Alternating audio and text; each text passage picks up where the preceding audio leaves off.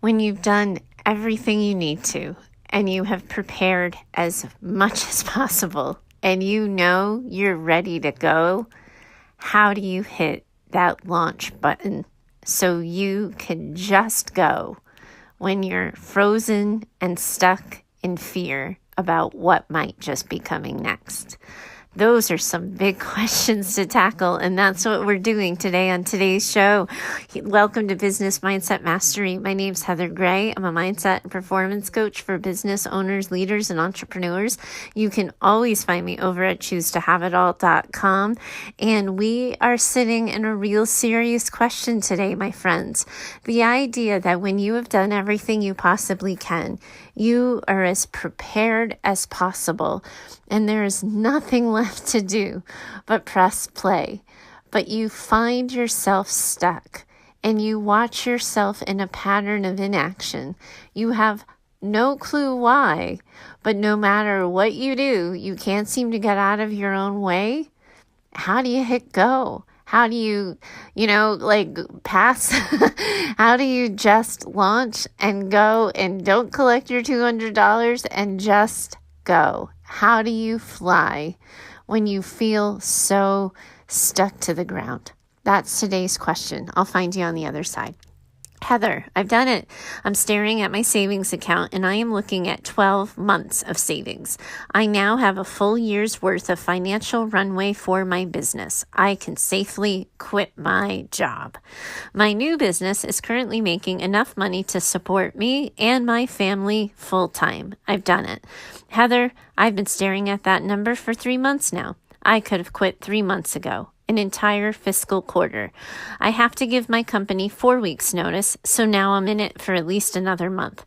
Heather, I can't pull the trigger. I can't quit. I'm not even particularly sure why. It's not money. Nothing about my new business indicates that the success isn't going to continue. I did what you talk about on the show. I set myself up for success. My wife is losing her patience. She's taken on a lot and sacrificed a lot for us to get here, and she's ready to press go on this. I wish I had something to offer on why this is happening, but I'm simply frozen, almost numb. What do you think is happening here, and how the heck do I stop? Okay, first of all, massive congratulations to you to currently have a business while you're working another job that supports you and your family full time is totally badass on its own, but to also add the fact that you have a year's worth of runway so you can have a bad month or 2 or 3 and still be totally okay. Good on you, my friend. Good on you. Part of what I almost hear in this is the so what factor, that sometimes when people have been working so incredibly hard on a goal, on sort of getting themselves to the next level, they just keep looking at the next thing they have to do. So first they have to do this in their spare 15 minutes of time. And then they have to do that in their spare 15 minutes of time. And then this. So they're constantly simply looking at what's next, that they never stop and recognize the milestones, to take stock of all the decisions they had to make from the beginning until the point they've arrived, to look at the whole entire list of things they had no clue how to do or how to figure out, but they just did it. I'm hoping and I'm wishing that this is what you've done for yourself, but reading your letter and having sat with so many entrepreneurs in your space before, I'm thinking that this might be a missing piece to your journey. If you haven't looked at all the work you've done, if you have been solely focused on the number, on the savings, on looking at the bottom line, when can I leave? When can I quit? And you haven't at all been tuning into your capability, tuning into who you are as a person, who you are as a boss, and how you move through the world, despite what the numbers say, you may be sitting still because you feel incapable of what's next. The other thing and the other other part of this is recognizing that getting yourself ready to run a business full time isn't just about the numbers. That's it's an important part. You can't safely and securely run a business without some kind of net or safety net, especially when you're supporting a family. I totally get that. But being a business owner also means being a boss, also means feeling like you can take control of things, that you're capable of solving problems, that you know that things are figure outable and you're going to figure them out, all of that.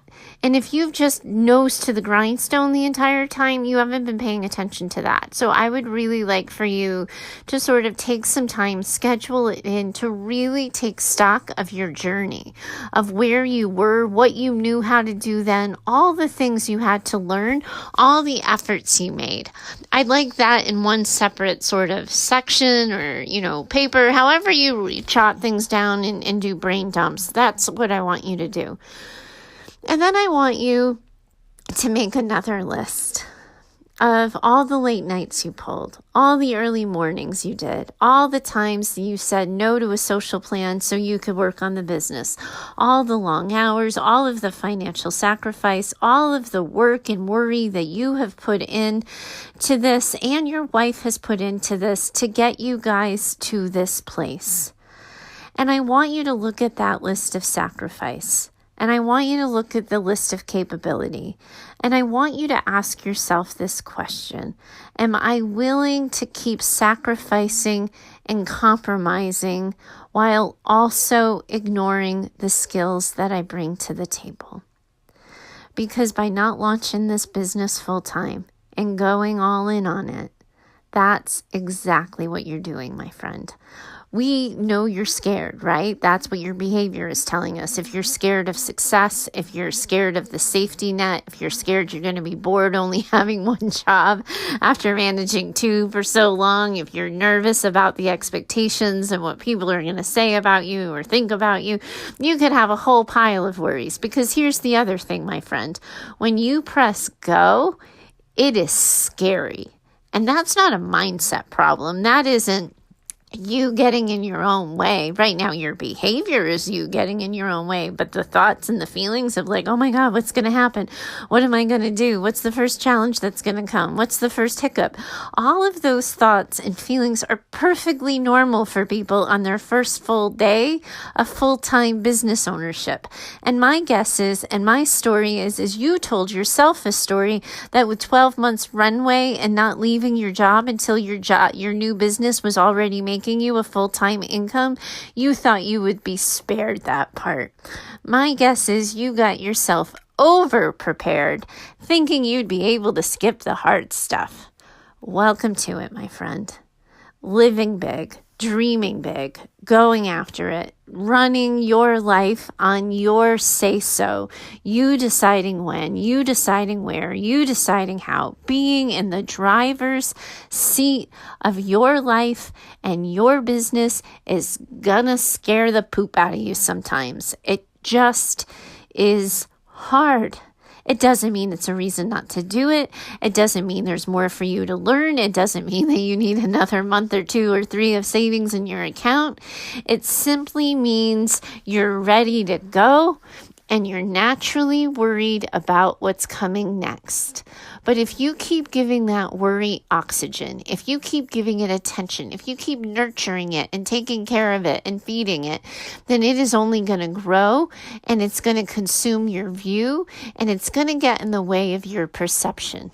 What I would really like to see you do is write that letter of resignation. I'm hoping you actually already have it written and you just haven't handed it in yet. But I want you to be the person who writes the letter of resignation. You know it's time. Because if you have a full-time income from your current business while you have another job, you are now officially very likely limiting the success and the potential of your business because it doesn't get 100% of your time and attention. Think about what you and your business are capable of if it's the only thing you're focusing on for your work and your professional career. So I want you to write that letter of resignation. And then I want you to think about holding it in your hand and just looking at it. What does it mean to you? And what does it feel like to walk in the skin of someone who is ready to hand that in, who's done everything he needs to do, who has set himself up for total, complete success in any way possible? What does it feel like to be you? Just check in on it, even if it's somewhat scary, even if you don't quite like the answer.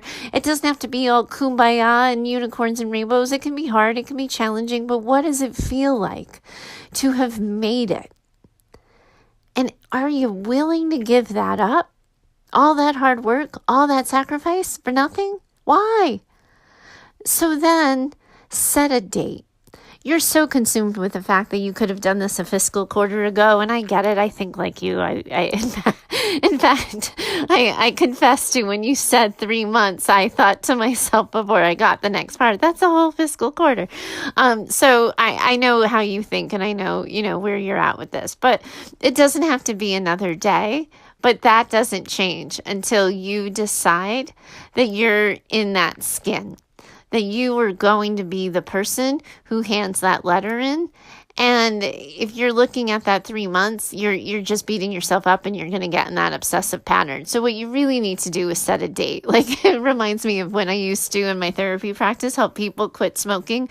We had a quit date. If they were looking to quit alcohol, drugs, or smoking or things like that, we'd say, okay, you're going to quit on this day. And it gets you sort of emotionally prepared for the change, for the sacrifice, for whatever comes next. You strike me as somebody who might need a quit day. So given that you have to give a month's notice, I would recommend you set the date rather quickly, but give yourself a quit day. I am quitting on this day.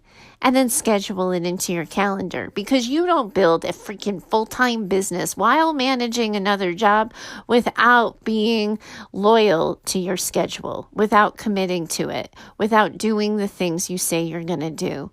You are bringing a pile of strength to the table.